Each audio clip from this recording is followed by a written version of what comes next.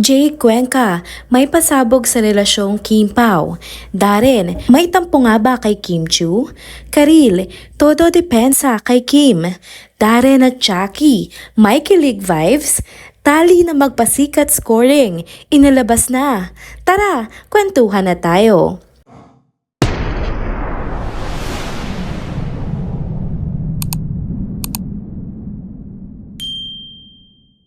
Hello mga ka-trenders! Welcome back muli sa ating channel. Kung bago pa lamang kayo dito, huwag nang kalimutang mag-like, mag-subscribe at i-hit na din ang notification bell para lagi kayong updated sa mga balitang trending at napapanahon. Mga ka-trenders, andito muli ako para ibahagi ang mga pinakabagong usap-usapan at nagtitrending na balita patungkol sa tambalang Kim Pao. Siguradong matutuwa mga fans dahil may mga bago na naman tayong balitang dapat pag-usapan. Unang-una, muli na namang nag-resurface at nag-trending online ang interview kay Jay Cuenca, isa sa mga matalik na kaibigan ni Paolo Avellino. Sa nasabing panayam, ibinahagi ni Jay kung gaano kabuti ang naidudulot ni Kim at Paolo sa isa't isa at kitang-kita umano niya ang magandang pagbabago ng dalawa. Mula nang makasama ni Jake sina Kim at Paolo sa proyekto nilang What's Wrong with Secretary Kim, napatunayan niyang may positibong impluensya ang bawat isa sa kanilang buhay.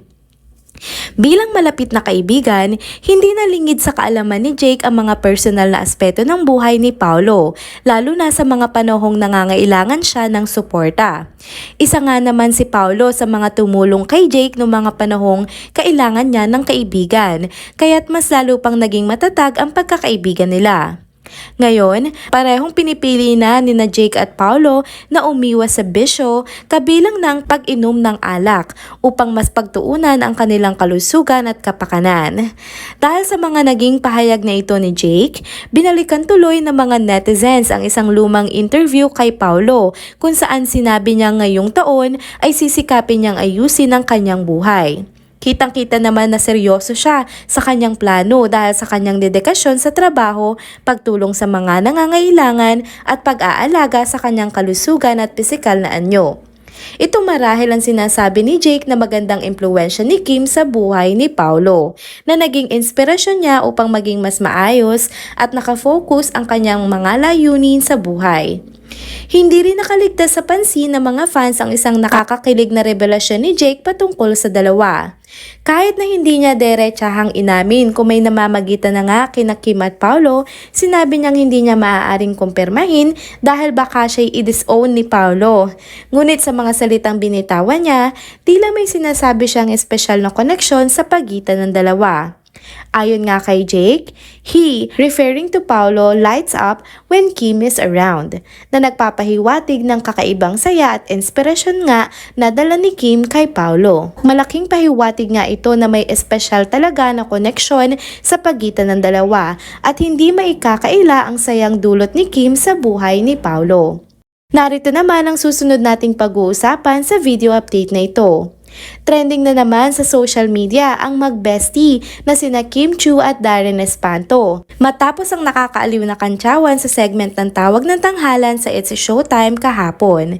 Sa nasabing episode, hindi napigilan ng mga host na mapunta ang usapan kina Darren at Jackie dahil sa mga kaganapan sa after party at selebrasyon ng ika-15 anibersaryo ng It's Showtime.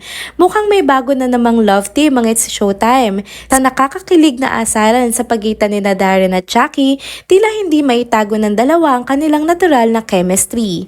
At may mga nakakapansin na parang may namumuong espesyal na pagtitinginan sa pagitan nilang dalawa. Habang patuloy ang asaran, hindi rin nagpahuli si Ann Curtis sa pagsuporta kay Darren at ipinagtatanggol pa nga niya ito. Sabi ni Ann, gentleman daw si Darren at sobrang maalaga ito all throughout ng after party nila. Sa kabilang banda, dahil back-to-back ang mga commitments ni Kim noong Sabado mula sa It's Showtime hanggang sa Pinoy Big Brother, hindi na siya nakasama sa kanilang party. Pero kahit hindi siya nakadalo, game na game pa rin si Kim at pinilit na makisali sa kanilang kantsawan sa studio. Subalit, agad siyang tinabla ni Darren at sinabing hindi dapat makisawsaw sa usapan ang mga hindi dumalo sa after party. Parang may halong birong pagtatampo ang naging dating ng reaksyon ni Darren sa kanyang bestie dahil nga sa hindi nito pagsama sa kanila. Hindi naman nagpatinag si Karil at pinagtanggol niya naman si Kim. Ayon kay Karil, valid naman ang dahilan ng pagkawala ni Kim dahil trabaho ang inatupag nito. Konting singit lang dito mga ka-chenders ha, sana naman ay tumigil ang mga bashers sa pag-i-issue kay Karil at kay Kim dahil wala talagang issue sa pagitan nila at mahal nila ang isa't isa.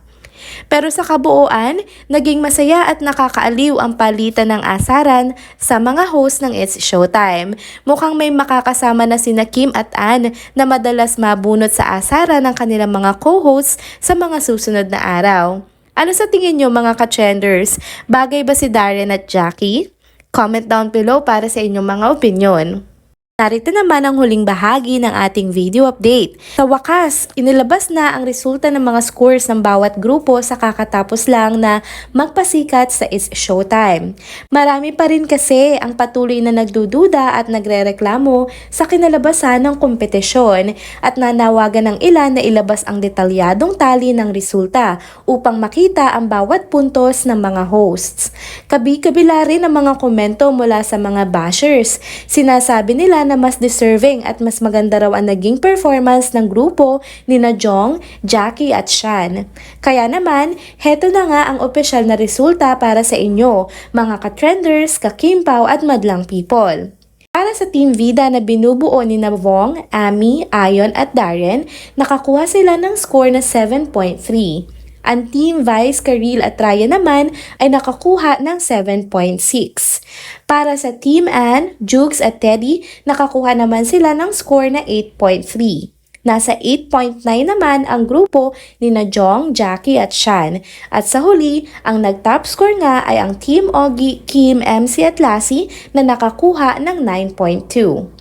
Malinaw na malaki ang naging agwat ng Team Ogie sa ibang mga grupo. Mismo ang mga hurado na nga po ang humatol at kitang-kita din sa kanilang mga komento pagkatapos ng performance na talagang sure win na ang pagkapanalo ng Team Ogie. Kaya sa mga patuloy na nagdududa at nagko-comment dyan, mukhang hindi na kailangan pagtalunan dahil napatunayan na ng Team Ogie ang kanilang husay at talagang deserve nila ang pagkapanalo nilang iyon. Muli, maraming salamat sa inyong mga suporta mga ka-trenders at ka-Kimpaw. Patuloy lang ninyo po akong suportahan at patuloy po tayo magpapalaganap ng kasiyahan dito para pag-usapan ng mga kaganapan sa It's Showtime at sa ating paboritong tambalan na Kimpaw.